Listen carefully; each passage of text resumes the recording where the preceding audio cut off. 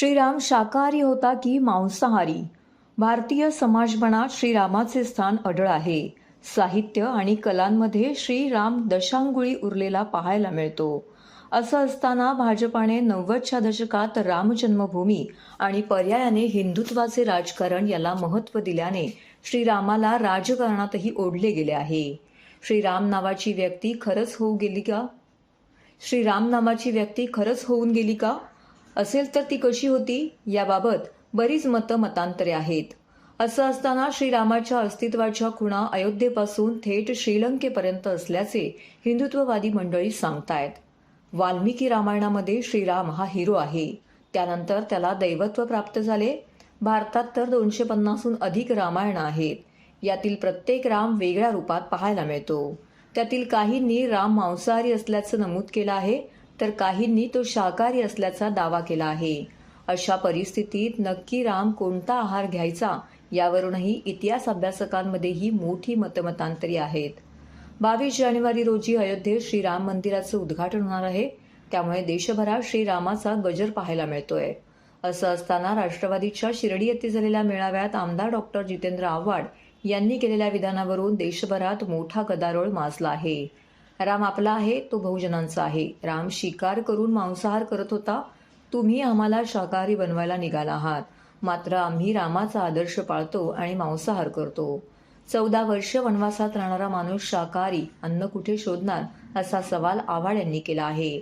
आव्हाड यांनी जो दावा केला आहे तो काही देशात नव्याने केला गेलेला नाही. पूर्वीही बऱ्याच इतिहास अभ्यासकांनी त्यावर बरेच लिहिले गेलं आहे. त्यावर काही साहित्यही सुरक्षित झालेलं आहे.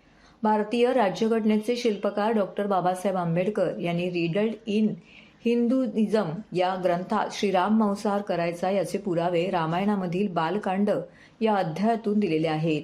भारतातील अनेक विद्वान मंडळींनी श्रीराम हा बहुजन मंडळीचा होता. तो क्षत्रिय असल्याने त्या काळानुसार मांसाहार करायचा असं लिहून ठेवलं आहे. पण काही मंडळींनी रामाला शाकाहारी केले. तिथूनच क्षत्रियांच्या देवदेवतांचे अपहरण सुरू झाले आणि श्रीरामाच्या नावाने सोवळ्यातील राजकारण सुरू झाले. पण ब्राह्मण आणि क्षत्रिय यातील वाद हा काही नवा नाही. अध्यात्मज्ञान म्हणजे मोक्षविद्या क्षत्रियांची आहे. ब्रह्मज्ञान क्षत्रियांकडे होते, त्यांच्याकडून ते ब्राह्मणांकडे गेले असे क्षत्रिय राजे म्हणतायत. क्षत्रियांकडे ब्रह्मज्ञान मिळवण्यासाठी ब्राह्मण जात, क्षत्रिय हे सर्वश्रेष्ठ आहेत असल्या प्रकारचे उल्लेख शतपथ ब्राह्मणांपासून प्राचीन उपनिषदापर्यंत दाखवता येतील असे प्रसिद्ध विचारवंत नरहर कुरुंदकर यांनी आपल्या मनुस्मृती काही विचार या ग्रंथात नमूद केला आहे. ऐत्रेय ब्राह्मण या ग्रंथात क्षत्रिय आणि ब्राह्मण यांच्यात स्पर्धा असल्याचं नमूद केलं आहे. असं असताना क्षत्रियांना हरवणे कठीण असल्याने त्यांनी रामाला आपलेसे केले.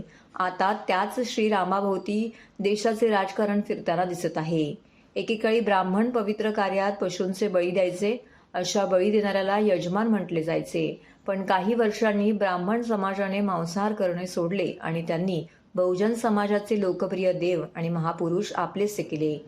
गौतम बुद्ध यांचे अहिंसेचे विचार संपवणे शक्य नसल्याने त्यांनी बुद्धांना विष्णूचा 9वा अवतार केला.